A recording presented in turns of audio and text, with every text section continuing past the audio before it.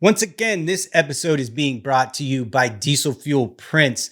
Diesel Fuel has been in the business since 1991, and Andy has been printing all of my stickers since the early 2000s. He's been a guest on this show, and he's a friend and somebody I've worked with for a long time. So I can highly vouch for his business because I use it myself. Highest quality, weatherproof stickers, easy online ordering, and quotes on any size and shape sticker you can think of. Full color printing and 125 black and white stickers start as low as $25. Free shipping on all orders at dieselfuelprints.com. And my listeners get a 10% discount if they use the promo code AWP 2021. Check out Andy and his stickers. He does a great job. Let's get to the episode. Today's episode is sponsored by badmoonstudios.com, the fine art prints of Flynn Prejean. Flynn offers prints of your favorite bands such as Misfits, Danzig, Reverend, Horton, Heat, and Motorhead. Movie posters including Universal horror classics like The Mummy and Dracula. Fine art prints of your favorite music icons like Willie Nelson, Jimi Hendrix, Lennon, and Zappa. Bad Moon Studios also offers printing services, so make sure to check that out if you're an artist in need of printing. Badmoonstudios.com is offering a 15% discount to listeners of my show when they check out with the promo code whatever. Check out badmoonstudios.com for the best in rock art for your walls. Hey everybody, welcome back to the Anyway Whatever podcast, and I am your host, Mike Fisher, and today's guest is Jim Callans. Jim is one of my longest running, really close friends. And, we haven't talked much in the last year or two due to the craziness of the world. And so it was nice to catch up with him and talk about what he's been up to. He's been working on some incredible design and engineering projects. And, he is a letterpress print. We talk about his printing presses and, all this amazing stuff. He's in his art studio. That's just incredible. And if you are familiar with my artwork over the last 20 years, you will have probably seen stuff that I've done for Old Star Skateboards. And Old Star was a company that Jim started, and I did a lot of early designs for them. And we worked in the video game industry together. We've been very good friends for a long time, and we've been on a lot of skateboard adventures. This is a fun episode, really cool to sit and talk to Jim. I know my kids are going to love this episode because Uncle Jim's going to be on, and they're looking forward to that. So yeah, enjoy this episode. Jim is an incredibly accomplished maker of all sorts of things. And this is a fascinating episode. And I think everybody's really going to like it.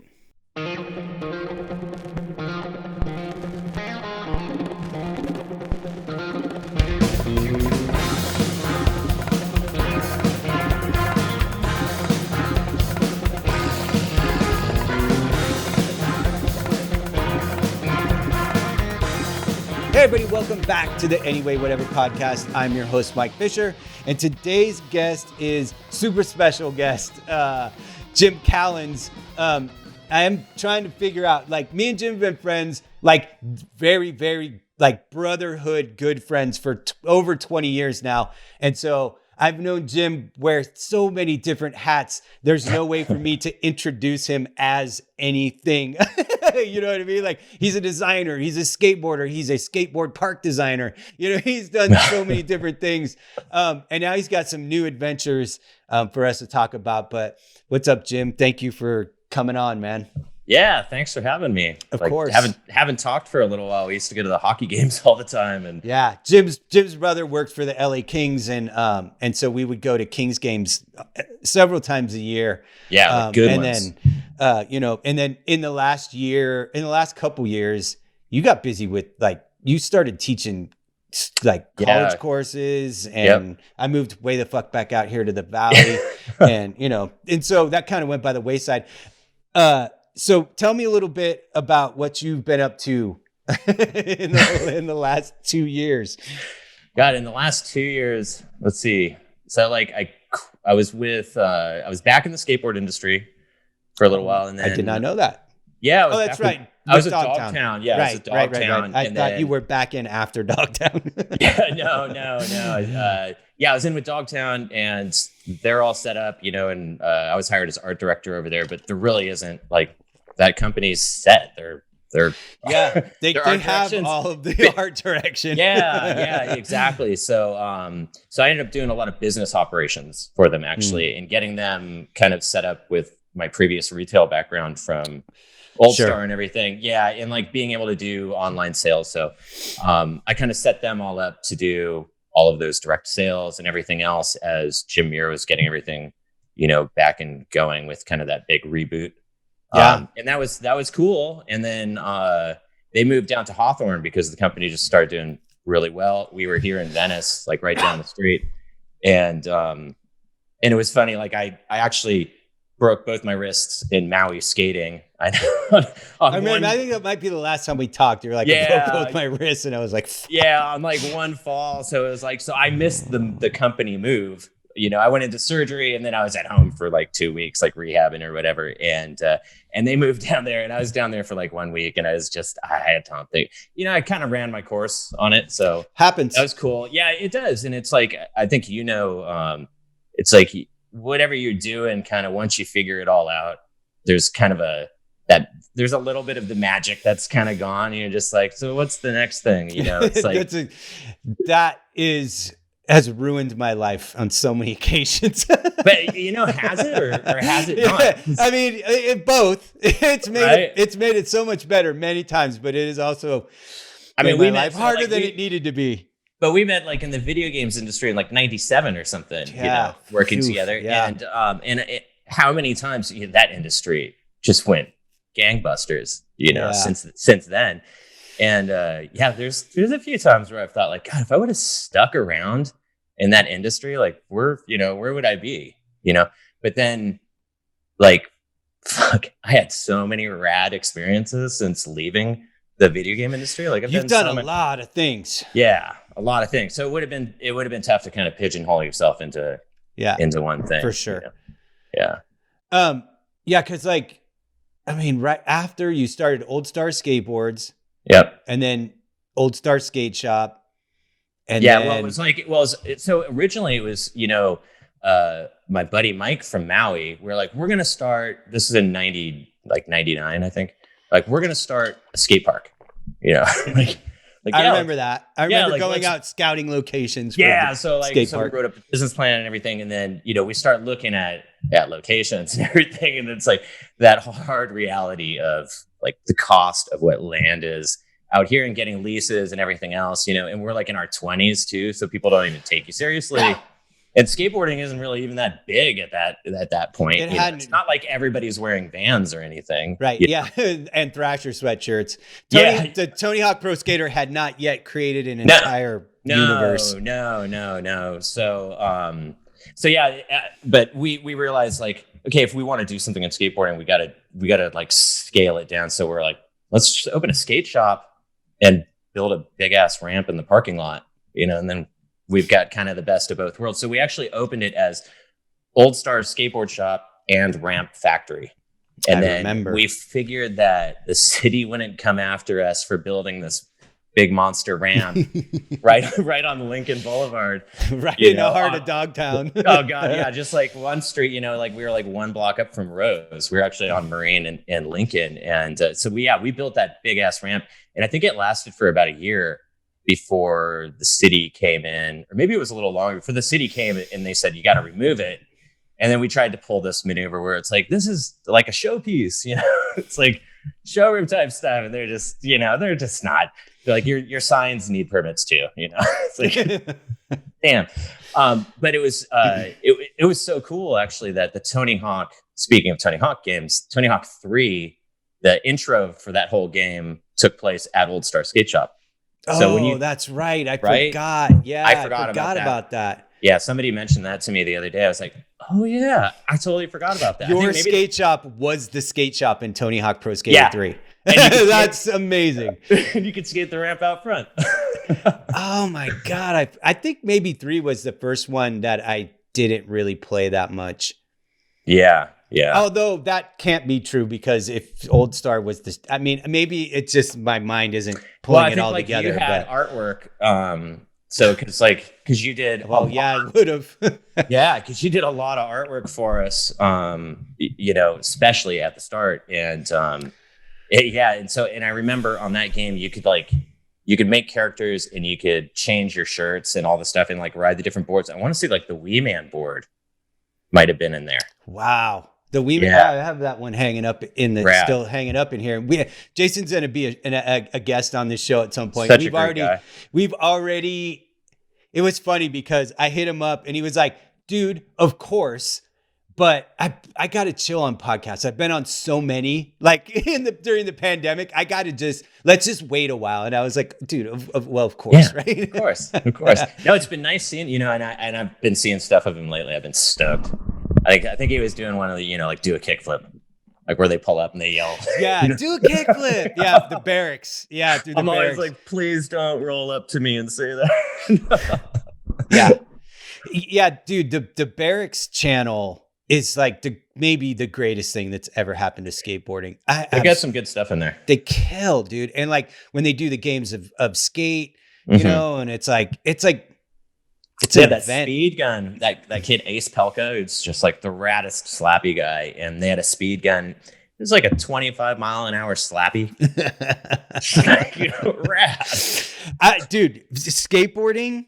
When I watch skateboarding stuff now, I can't even get my head around how crazy it's become. Gnarly. Dude, and another thing that I didn't really pay attention to skateboarding for probably a good 5 years because I was so busy with the goalie mask business and I just was out of that loop. And then when I got back in the loop, like women are good skateboarders now. It's not like there's one or two. It's like they skate as good as guys now. It's goddamn insane. About time for like it's the so industry. Awesome. So like when I was at Dogtown, I remember showing Mirror like an ad. I think it was Powell came out with, it was like Bloom or some kind of like tailored towards girl skateboard thing. And I was like, well, that's smart, It's like I don't know that they necessarily want flowers and stuff and everything, it's kind of like tailored towards that. But I was like, that's smart that they're actually going towards that market, trying to let everybody know that it's comfortable. Dude, Harbor City, where I was skating down there this morning early, that park, there's more girls that skate there than any other park I've been to, and it's rad. And I mean, talking like starting age 7 and going up to that's so killer, dude. in their 20s, and they rip. Dude, this girl's doing like the 7-year-old girl's doing switch carves, like switch front side carves in the big bowl. God damn it. Any kid 7 years old shouldn't be doing that. in my weird skateboard mind, shouldn't be a thing. Yeah, and you watch like that little girl Sky like doing the super ramp with Burnquist, and you're like, what the hell is going on in this world? I didn't see that. Gnarly, dude. She is gnarly. And it's like, and that was like 6 weeks after knocking herself out on the Hawk ramp. When she destroyed herself on that ramp. Dude, that ramp is a beast. That ramp is a total beast. I'm not going anywhere near that ramp ever. I climbed up the ladder. This one of the guys that used to ride for Old Star, he ended up you might know him, Alec Beck. Shout out to him. Fantastic, great guy. He works for the Tony Hawk Foundation. So I went down to his place down in San Diego a couple of years back and helped him build a mini ramp in his yard. And one of the nights we went to go skate Tony Hawk's ramp in the warehouse. And it was like, I climbed up the ladder with my board. And that's incredible because you have been skating and I've seen you skate the biggest shit there is. And if you were like sketchy about it, that must be gnarly, dude. But it's like, I hadn't skated vert in a long time either. So it's like, you're kind of up looking over the edge. It's just like, damn, it's like, you're not climbing back down, So yeah, anyway, so like dropped it on and it was fine and all, but that thing it really is. It's massive. It 13? Yeah, it felt like it. A Hawaii 13. Damn, that's crazy, dude. How big things are now. It's mental. It's mental. Well, the stuff that they're building up in the Northwest or that they were really building, 10, 15 years ago, like that's the gnarly real stuff. Where you go up to like Klamath Falls and Lincoln City. And, we hit, a couple months back, we were up there and we hit Milton, which is on the drive down from Seattle to Portland. And it's just another one of those ones that Monk and the crew built where it's just this gnarly pit. It's like Orcas Island or something. And it's all pool coping. It's like, here you go. Good luck, everyone. Yeah, that's amazing. I love it, dude. I love it. I want to start skating a little bit more. And I think now that me and you are talking is impossible that doesn't happen. And we'll have to bring Jordan and Peachy's boyfriend, Jay, because they'll want to come skating too. Yeah, he's stoked to skate with them again. But speaking of parks and stuff, you started building skate parks. Wait, you started building skate obstacles like benches and rails and stuff. And then that kind of went into you working. Did you go directly into working for Built to Shred, or was there some park stuff in between? Yeah. So we were like building, I kind of set up this whole thing where like the movie industry didn't have any, as skateboarding's ramping up, and they want to put skateboarding in TV shows and movies and stuff. They didn't know where to go to get it. So somehow, it was the Yellow Pages, right? We actually had a Yellow Pages ad for like skateboarding, and it said skateboard ramps. So we actually got a lot of Hollywood business building these ramps. And then, with Hollywood, like they don't want to keep anything. Like they don't want to. Nobody's going to store that. Like they will pay you to take it back away. So basically you're getting paid to build a brand new obstacle, and then you're getting paid to take it back home and put it into your rental program. And so we ended up having like all of these ramps and stuff like that. And then we did, like private skate park builds and stuff like that. Like we did a bunch of stuff for like Shorties with Muska. And we did this really cool hangar shoot at an old Norton Air Force Base, I think it was, out in San Bernardino for Hurley, which was... Oh, I remember that. Yeah, and they set up like a Cessna in there. We built these huge kickers, and like Steve Barrett did a backside flip over the Cessna that ended up being on the cover of Skateboarder magazine. That was rad. I remember that. After all of that, kind of I don't know, we just weren't building as much stuff for a while, and kind of the business really turned into like heavily online retail for skateboarding. Yeah. And that's like kind of the most boring thing ever. And then if you love skateboarding, like you shouldn't work in skateboarding. Like I kind of feel like, like there was nothing worse than being injured and not being able to skateboard, and then answering the phone and answering questions, like measuring boards for people and stuff. And so I just kind of felt like I could be doing a whole lot more with my life. And so I ended up going back to school to get a master's in architecture. And so I did that at SciArc in downtown LA. And that was cool, for a little bit. But it's like we had that conversation before we started recording. No need to go back down that road. Yeah, it's a lot of money, and you don't really know. The big thing with architecture is like that when you're done, you're gonna go work for somebody else for like 7 years doing all of the stuff that you really don't want to do. And I don't know if I thought like it was beneath me or something. I just kind of realized like I don't think I wanted to be an architect, and I don't think I need an architecture degree to do what I do anyways. But kind of that coincided with the same time when they were starting the TV show Built to Shred. And from that started as a segment for like the Captain and Casey show, I think. Yes, I remember that. Captain and Casey was awesome. God, I remember that show was so rad.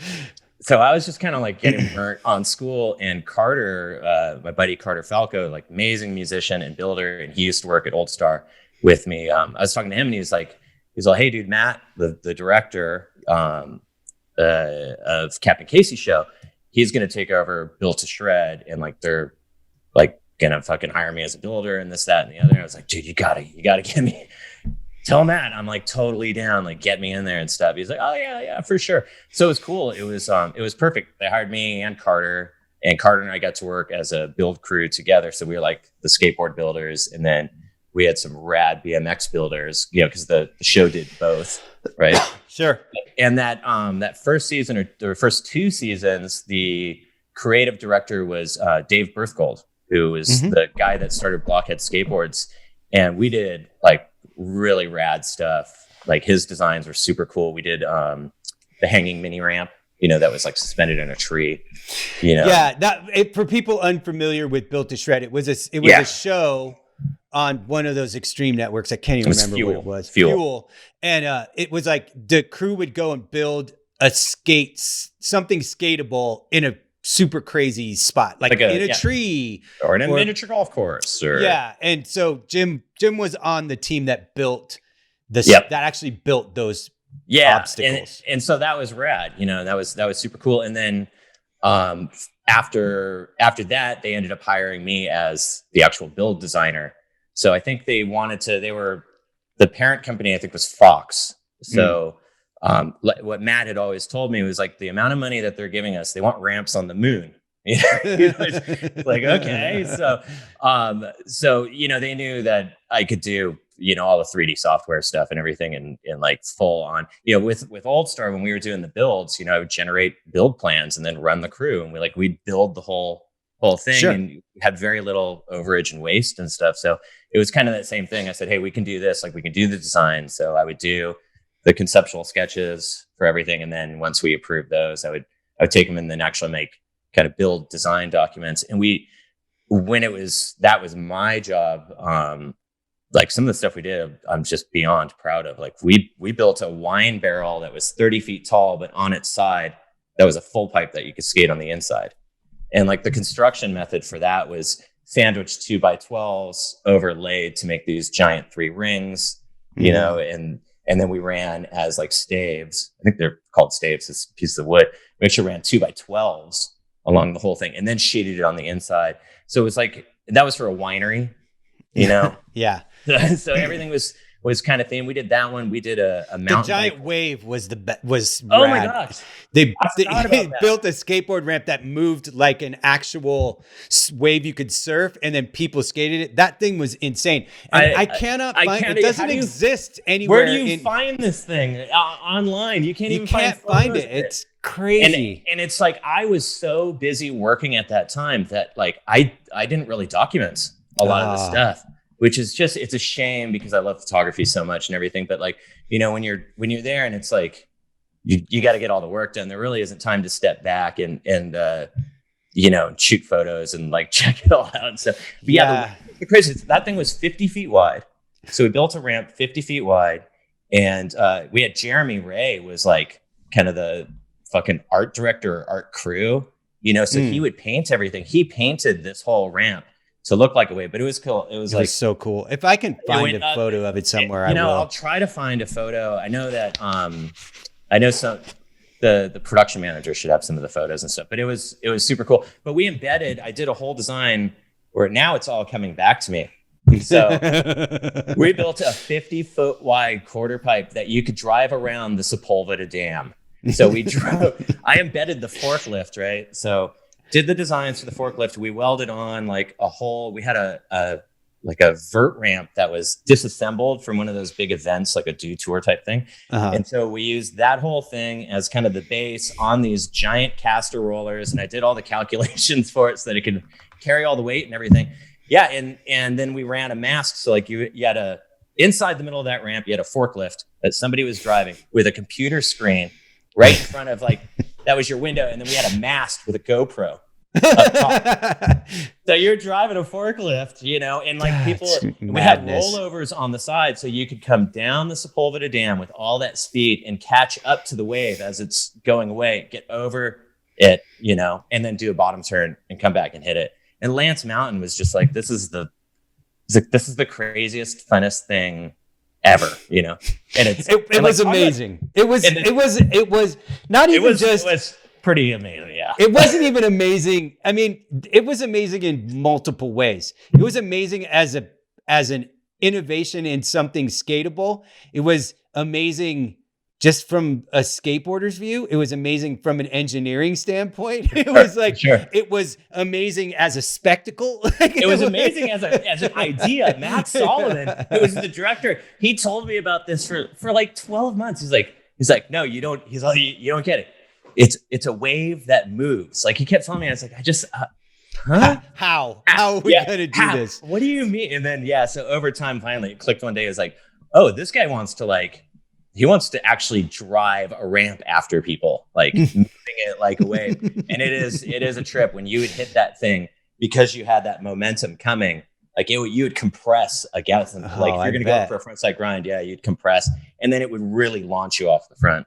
Yeah, man, I'm Crazy. so glad that you remember that. I totally forgot about that. Yeah, and the other one was the floating ramp that was like floating in the middle of the lake. And then I still see some rip-off version of that on like the "Come to California" commercial. That it's like, California's awesome, come hang out. And it's like they show somebody else totally copied your floating ramp idea for this commercial. And I don't know. I gotta say, I don't even know if we were the first one to do a floating ramp, because I kind of feel like the Volcom dudes might have done that even in Hawaii beforehand or something. Who knows? Yeah, I don't know. But that was super cool. rad. It was cool. You know, that same trip we were able to do the Red Bull Flugtag. I remember you doing that. Yeah. And so like I got to design with my buddy who was a pilot, Mike O'Leary. He helped me do the design for the wing, and it was like shaped like a skateboard. Shout out Mike O'Leary. OG Dogtown. That dude's a gnarly engineer. Yeah, that dude's rad in general. Yeah, definitely. So yeah, we did, like so many cool projects with that job. And it was really like, I was like, man, I think I found my true calling. Like this is what I was meant to do. And then we got canceled. Welcome to Hollywood, kid.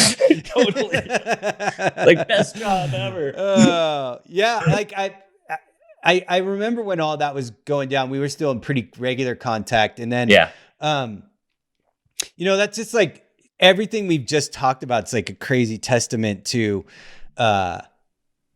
who you are as a person, like from the time you got out of design school and winning, like award-winning student at the school you went to, and then just like hit the ground running in games and then in skateboard industry. And it's like, it's crazy, dude. Like everything people can see behind, for people who are watching the YouTube video.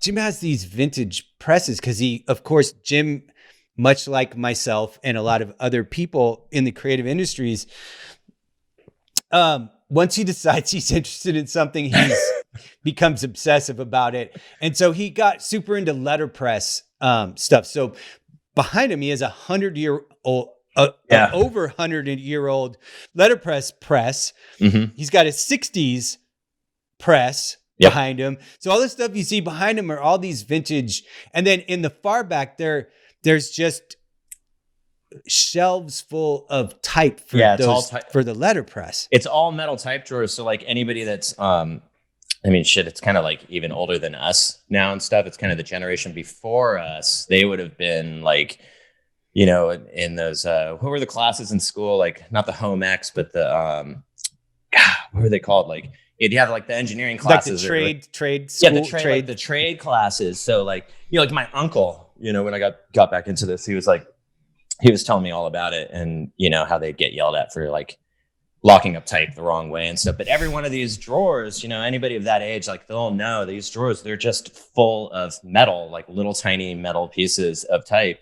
And each drawer is just a single point size of a single typeface. So there's in here now, I think there's like 230 drawers of type. Wow. And it's all vintage. There's a few places that still make type. They still do hot metal casting, which is cool. Like Skyline Foundry in Arizona, they'll still make new type. It's all super nice and crisp. But the really cool stuff is that's the thing that I recently learned is that the reason that type companies, even ones now that make just digital type, the reason that they are referred to as type foundries is because type used to be made out of metal in a foundry.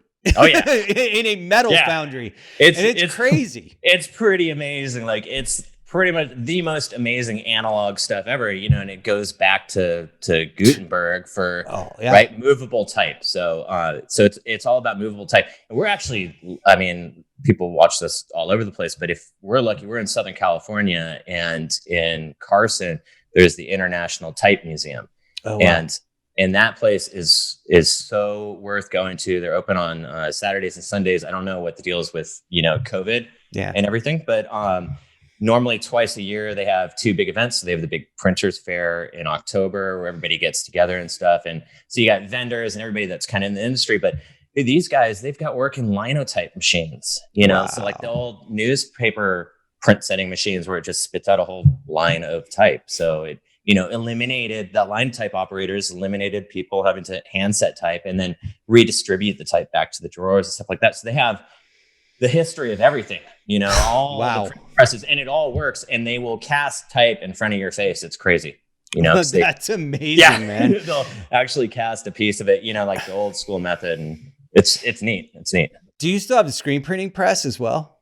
My screen printing press is actually at Mike O'Leary's place right now because he was getting into doing some posters. So like I was kind of gave him the here's how you do it routine. So I haven't been like screen printing for me in my mind, screen printing's wet, right? Everything's wet. You're always dealing with wet stuff, and with the letterpress and running the printing presses, it doesn't feel as wet to me. Like it's a tackier ink and all, but it's just not as you're not spraying and fucking cleaning screens is messy, yeah, right. And I was just kind of screen printing it's not a clean job. Look, screen printing's rad. You can get killer opaque stuff on dark things, right? You can put an opaque white on a dark material, and it's amazing.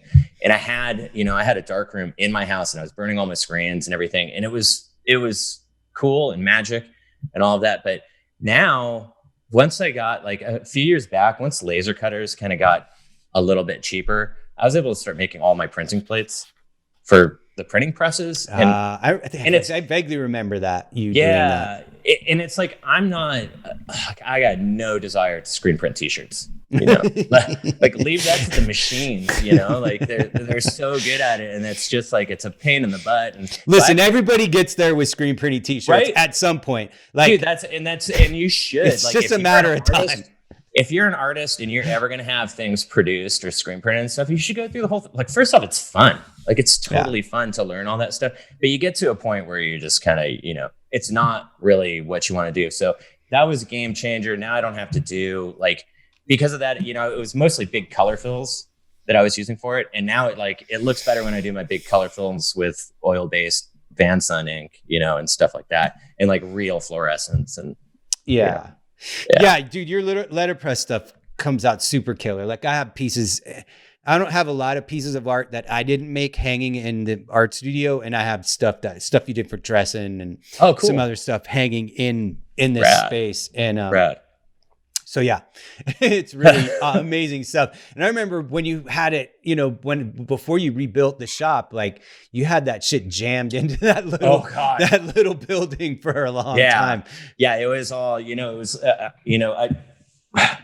all these type cabinets, they were stacked up too high, and some of those drawers, 30 pounds and stuff. So you're getting up on a ladder and you're trying to pull out, and it's just you got to kind of be a little bit mad to deal with all this stuff because it's just constant organization, It's if you don't. Well, that's good for a guy like you because you're meticulous in how you do pretty much everything. So it fits. I appreciate it. That's a compliment. It fits. It fits. Thanks. And yeah, so.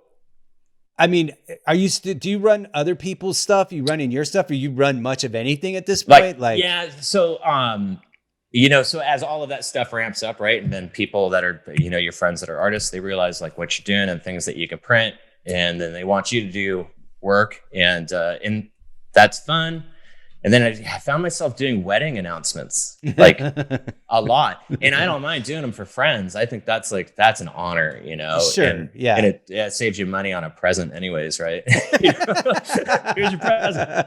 Yeah, word. But once you start doing them for other people, there's you got customers. Who wants that? Yeah, and I found myself spending all of my art time doing other people's art, and it's just my list of projects that I wanted to work on and stuff was just getting so long that I think at some point I just I stopped doing all of that work, and I wasn't really, after Dogtown too, I wasn't using that as my main source of income, that was kind of extra stuff.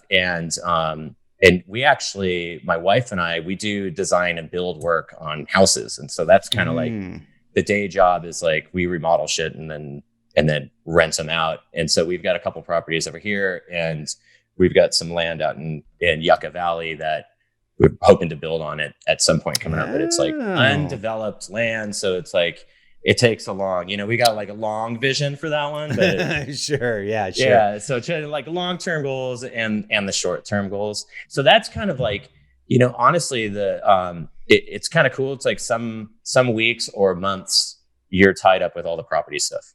We were trying to get a place completely redone, and it needed total work, and that took over like pretty much my whole summer. And then things could be quiet for a while, which is rad. You can work on all your own work, but you never know when you're going to get that email that says hey, we've got this leak or whatever, whatever Sure. else, whatever you need. So yeah, I'm really thankful when things are cruising along and doing well. So lately it's been super productive for all of my own artwork, and I've been just like way thankful for the time, and I've been able to skate a bunch also, which has been good. Yeah. We talked quite a bit about that before we started recording. I think that I'm probably due for the same thing. I mean, it's, my wife is one of the coolest people on earth, but she has patience like anybody else. And when I run them to their limit, it's usually about me talking about getting back to skateboarding all the time. And she's like, dude. But I don't think there's going to be too long before that happens anyway. But so another thing that you've been up to in the last couple of years is you were teaching typography at a university. Yeah, I was at University of Redlands, which is where you graduated from. Design that's where I graduated. So that was a big honor, and that's how I learned to originally run all these presses. I learned in college. So the instructor, who is now the head of the art department there, she was going on sabbatical and hit me up. Was like, I generally go back every couple of years and talk to students, that are graduating or whatever else, and she was one of my list things. Like I always wanted to teach or, do something like that. And sure. So, said, would you be interested in teaching the typography class? Cause she obviously still knows that I deal with all this stuff. So it's like, just absolutely flattered. So, I took the job, and it was probably the most gratifying thing I've done. Like surprisingly gratifying. It was amazing. I really, really enjoyed it. And then I got super fired up, and so I was like, well, one of my huge tools that I use, is 3D software for like a lot of the stuff that I do. What 3D software do you specialize in? Oh, okay. Rhino. Yeah, Rhino. Because I don't do a lot of rendering, and I don't do animation at all anymore. So I find that to be like the best in terms of dealing with, it's two things. It's so precise, it's like AutoCAD 3D, and it's just, but the interface is very intuitive. So anything that you want to do, you can just kind of start typing on the keyboard and a prompt will come up. So it's very, very, very quick, and the dimensioning tools are incredibly good. So it's a perfect tool set for what I do, Sure. And it's like I tell all my students, you can download a 90-day evaluation copy that's fully featured. You just put in your email address. So there's no harm in learning that. And now, as that's become, more people are using it and stuff, you're starting to see more integrations with things. So like Twinmotion, which is part of Unreal. It's like Unreal Engine for architecture, almost. Oh, okay. There's actually, so now that's actually free software if you're not, generating income from it. And you can link that with Rhino. So it's like one click. You click on that and your environment drops in. So you're still, you texture everything in Rhino and all, and it drops over, and you can be walking through it. So it's got a lot of integration. That's amazing.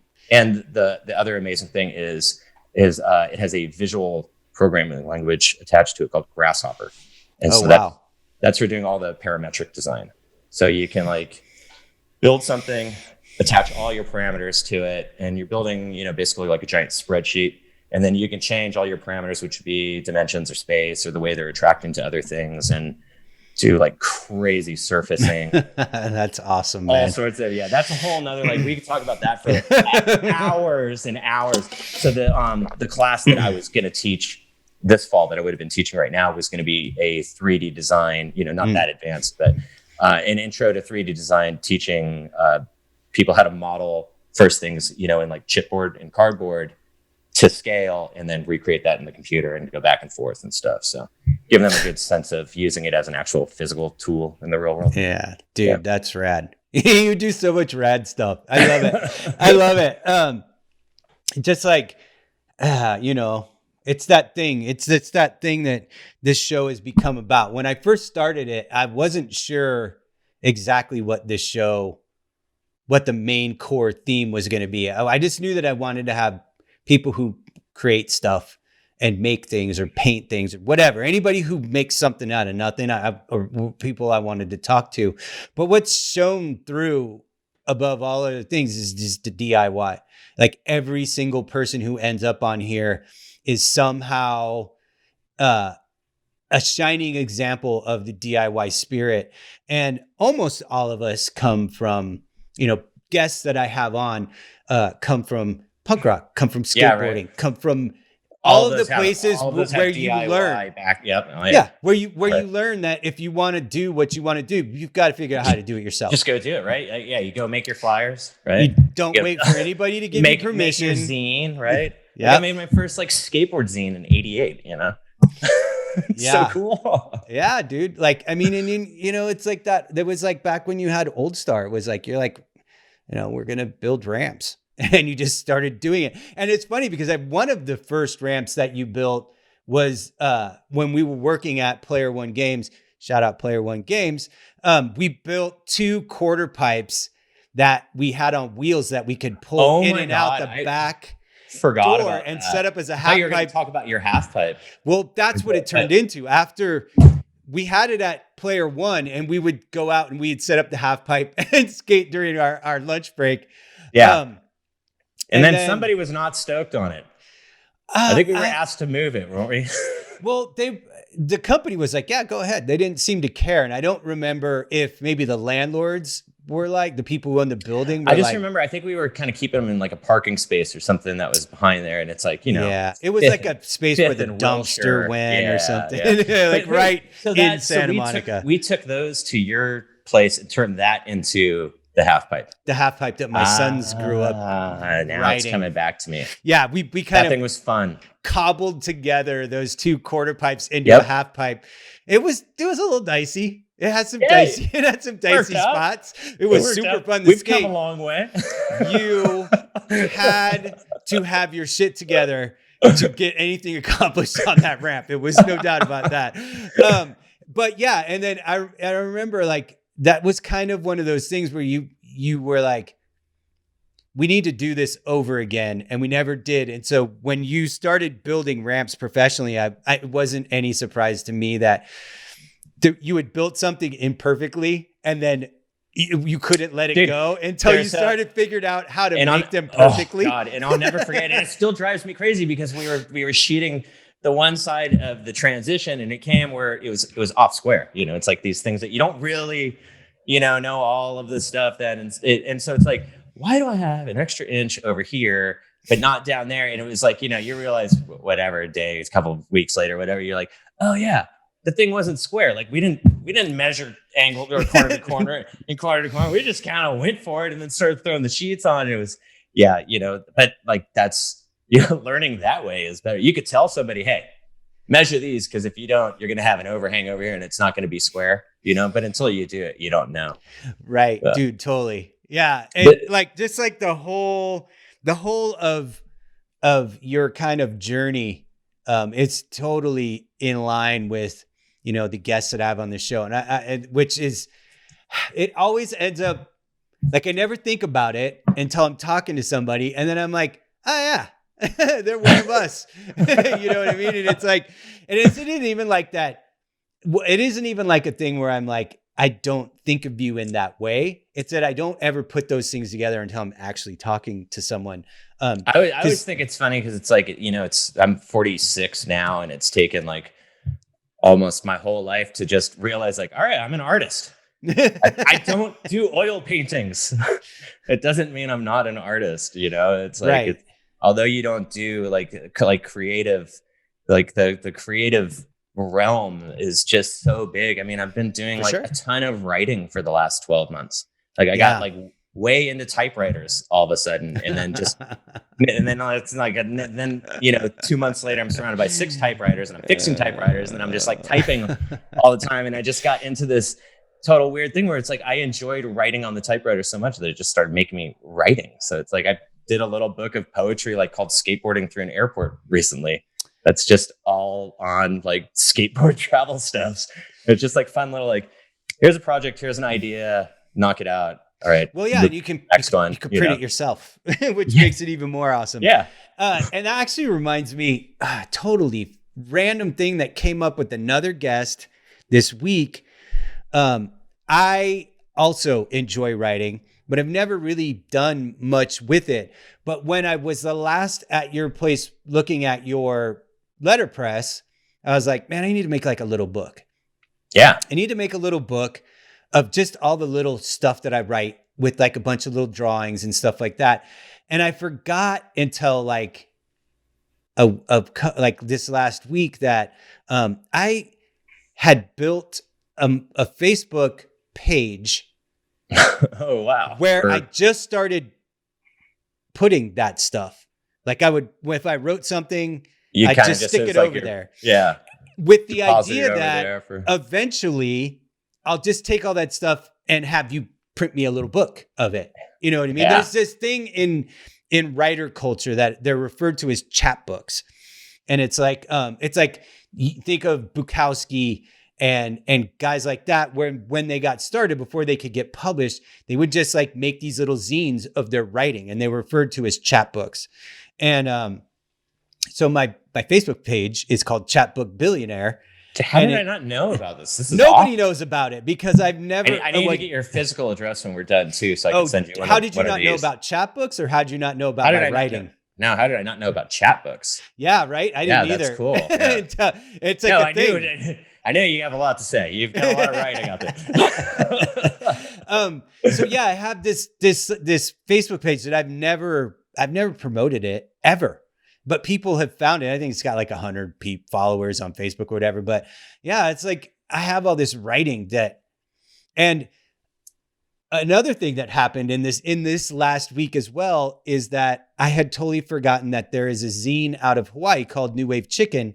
And a guy, Steve Hart, that you probably know because I know him? So that zine's from Hawaii? Ordered it. I ordered that zine. New Wave Chicken? Yeah, I ordered it yesterday. Yeah, Steve Hart's in Hawaii. Your blog, and I was like, I wasn't sure if he's associated with Chappie but now I'm realizing he's associated with my childhood friends who live over there. And I have a piece that I wrote in this newest edition of I'm excited to read it. Chicken. That's why I ordered it. That's awesome. And so like I have kind of accomplished a little bit of that. But yeah, I'm going to have to sit down and see how much stuff I have written and if I have enough to actually put a little chapbook together, and we'll have to do like a little project. Yeah, right. I'd be stoked on that. Yeah, for my upcoming YouTube channel, we'll do like a little project for that. That would be awesome. I'd be hyped on that. So what do you have coming with the COVID thing? Like nobody knows what anybody's doing but do you have anything that you're working on coming up? Yeah. Like projects? Yeah, I've been doing these. I've been doing a lot of sculpture that are these kind of weird. Well, not weird. They're large 3D objects made out of recycled chipboard and sewn together. So like the most recent one was a diving bell, like helmet, Mm-hmm. and I called that one the shelter in place helmet. And you can see them like. I'll have all the photos up on the website, jimcallans.com, which should be back up and pointed to there by the time. I'll make sure that there's a link to that in the description of the. And I should have. I wish I would have sent you one of these photos that you would have seen, so that you know what I'm talking about, because they photographed rather well. Yeah, because I'm like in my mind, I'm trying to. I think I can kind of get an idea of what you're doing. But so basically, what I've done is. Whatever design I'm going to do, I'll sketch it out, and then I'll model it in 3D using Rhino, and then I'll break it down into into developable surfaces, which are surfaces that aren't rolled in two directions so that you can unfold them into a flat piece of paper. Okay. So doing a loft between two straight lines, even if it has a curve like this, is fine, but doing curved lines in a loft like that, you can't unroll that as a piece of paper, right? Right. So I've found ways to take my models or sculptures and to develop them into these surfaces that I can actually sew together.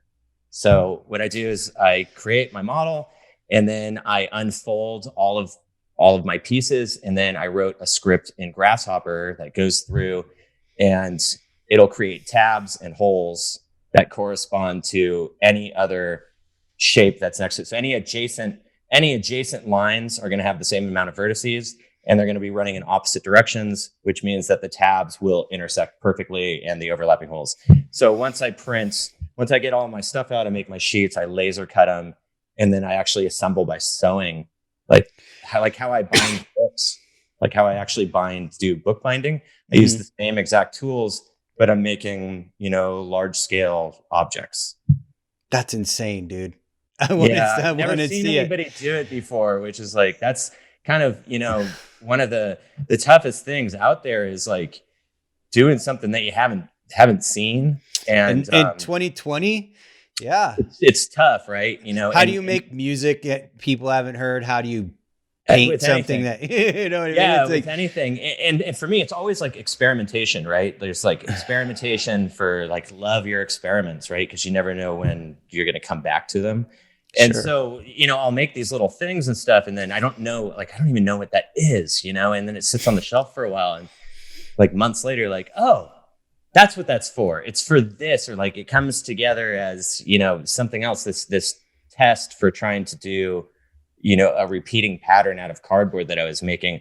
Just this simple idea, like, oh wait, but if I flipped over these tabs and then sewed it, and then once you start putting it together, it actually, although it's something that started with a sketch, but then became something digital.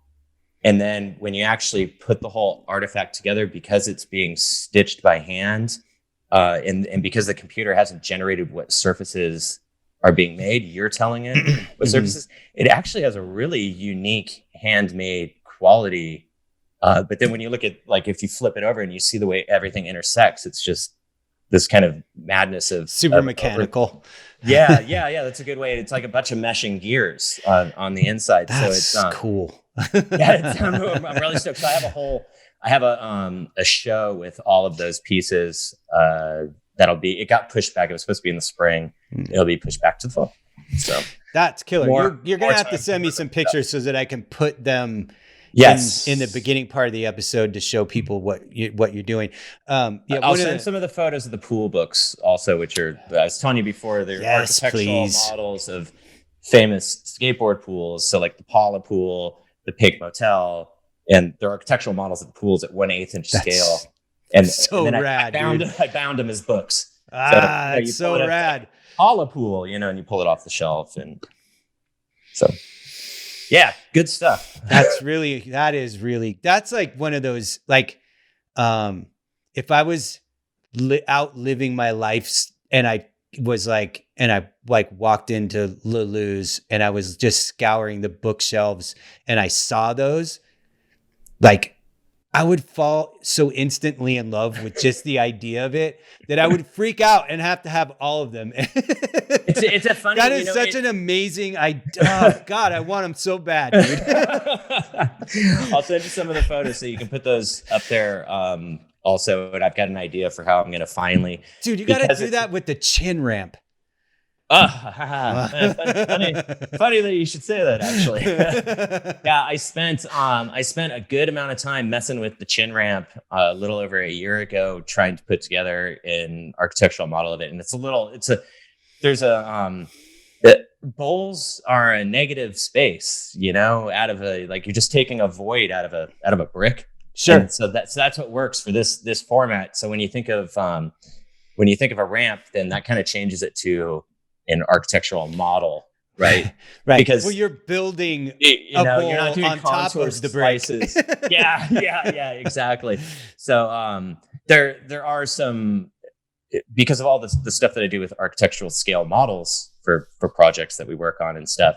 There are some things that I'm working on that are skateboard related that deal with how architectural models are built and look and stuff. So I'm trying to put that's something that's just kind of, it's been going slowly for a little bit, and I just rented a macro lens recently to try to get like one of these crazy long Laowa lenses. I'm not sure if you've seen them. They look like a gun barrel. To try to get the lens like into these models more to get the photos that I'm going for. So we'll see. It's a bit of an experiment. Could turn out sick. I'm quite sure you'll figure it out, dude. If I don't, you won't see it. That's awesome, man. Dude, I love that. I love that. No matter what I'm doing in my life, I know that somewhere out there, Jim Callans is making something cool.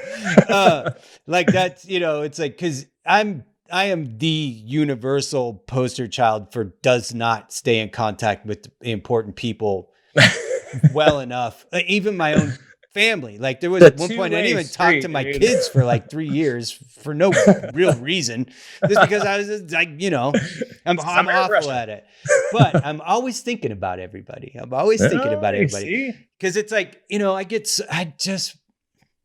if I have a flaw as a human being, and I got a lot of them, but if I have one identifiable flaw, it's that ever since I was a little, like kindergarten, I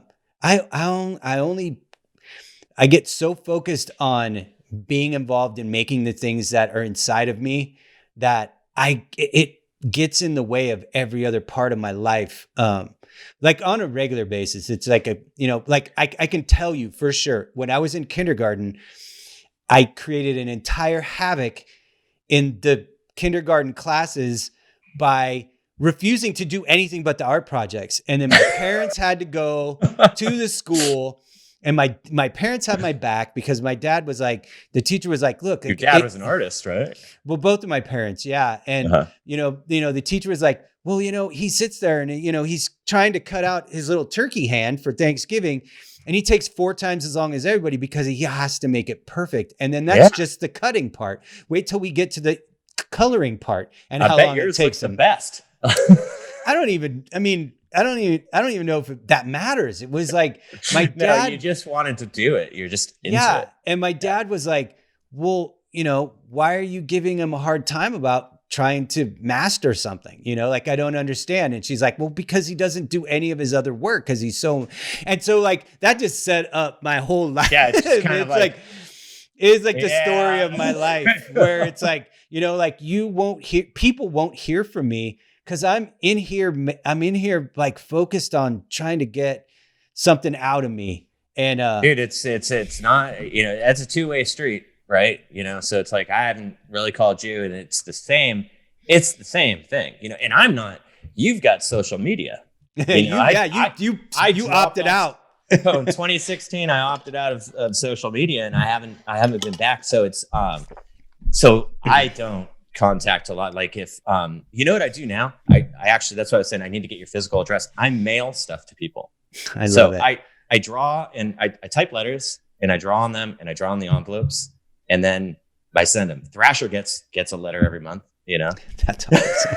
That's amazing. And then all my friends and stuff, and like I send them out, and it's like I love stamps, and I've got stamps of every denomination. So it's like, so I'll weigh the stuff out and figure it needs $1.55. And it's like, how can I get 20 stamps on this thing? It's just all stamps on one side. And it's just like, that looks cool. Like that's art in itself, like I did these fold up posters. That was, I just did it for Mike, just for a trip. That was just like, it was like OGG to LAX to CPH to Helsinki for this trip that was coming up, and had like clouds, and it was all letterpress and stuff. It was just a one-off. Like, I'm going to send this to my friend for fun.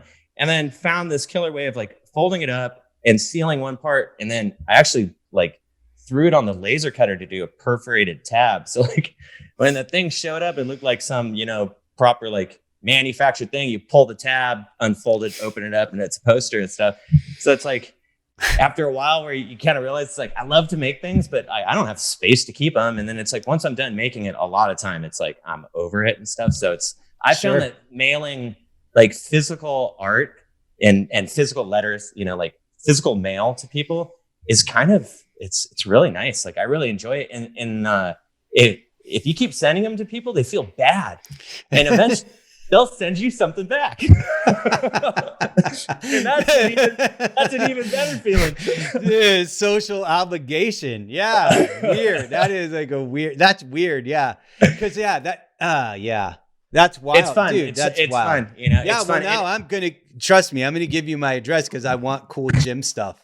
Yeah. I mean, this is the stamp envelope. So it's like, these are the old circus, like Barnum and Bailey ones, you know, the upside down plane ones, like, you know, dude, there's a set of like, I love holding on to Horton.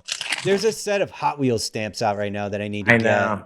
There's Sesame Street. They're cool. Dude, and if you got to send, like, they got Bert and Ernie next to each other. So you got to put those side by side on. Somebody's getting two, right? I don't know. It's stupid stuff, but I love it. No, it's rad. They had killer hockey ones last year.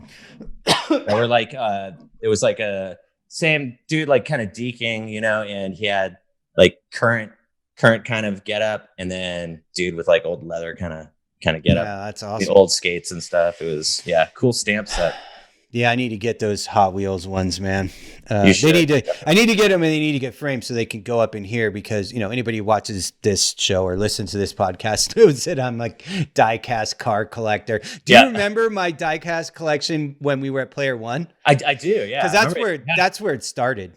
Yeah, well, that was like 20 years or more than 20 years ago. So how big is it now? How many do you have? Yeah, I kind of stopped for a while, but it's like probably 4 Rubbermaid bins, and like one bin is full of loosies, and then like the other 3 are still boxed cars. Yeah, but I'm back to kind of collecting again a little bit, and my daughter's boyfriend, every single time I see them, he's got cars for you, and they're always really good stuff too. Yeah. Always really good stuff, and you know, here's a little thing that you will absolutely love. This is a piece of news from Mike and Jim's history together that we'll wrap this up with.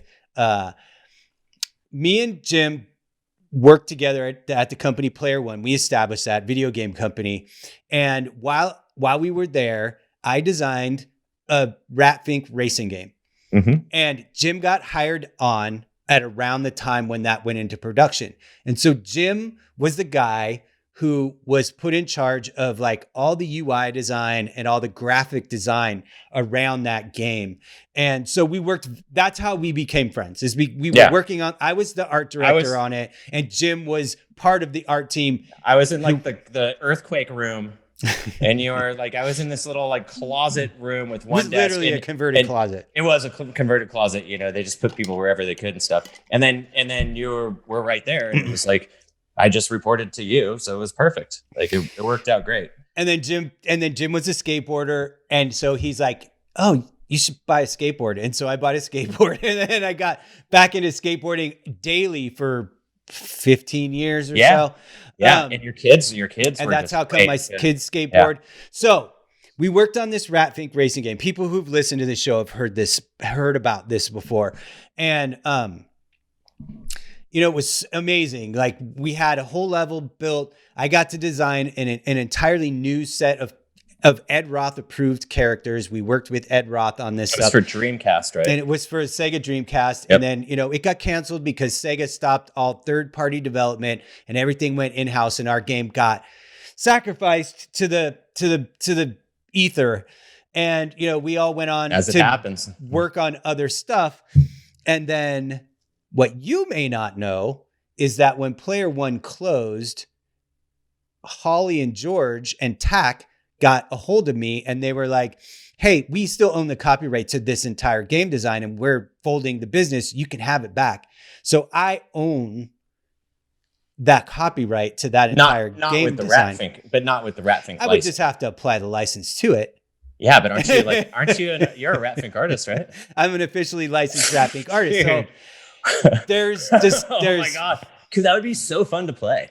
A cart game with Ratfink characters. That's like, why it was a good idea in the first place. Yeah, when I came up with it 25 years ago. I mean, that's the. Mario Kart is just that, and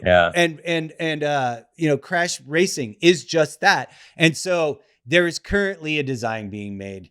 That's an awesome. Updated current design, and there's discussion about that maybe happening. That'd be so cool. Like, what an amazing to be able to kind of have that one wrapped up and done after all of that time. It was one of the best things I ever created. It was one of the best things I ever created, with the help of a lot of people. But I did the core design, and I did design the characters, and it's one of the best things I've ever done that never got to be anything. And so, I mean, we'll see. The pandemic threw everything into a weird space, but I need to finish I have the designs done. I just really need to finish key art to put in the design to send out to the interested parties. Yeah. And because there are interested parties. That would be so that would be I always loved the way you were handling the menu systems.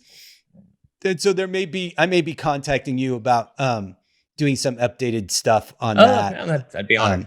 Because it needs to you would come up with a cool Route 66 kind of way of handling all of that, and it was really cool, and I always really thought that was going to be a feature of that game which I had never seen in any other game. And so, well, maybe we'll be able to I'd love to see the design doc again, together. I can send it to you. I can send you the game design doc, and so there you go. Right back around to the beginning. And, like on a personal front, next time you're going to go out skating, and if you want to come out this way, let me know. And, I will.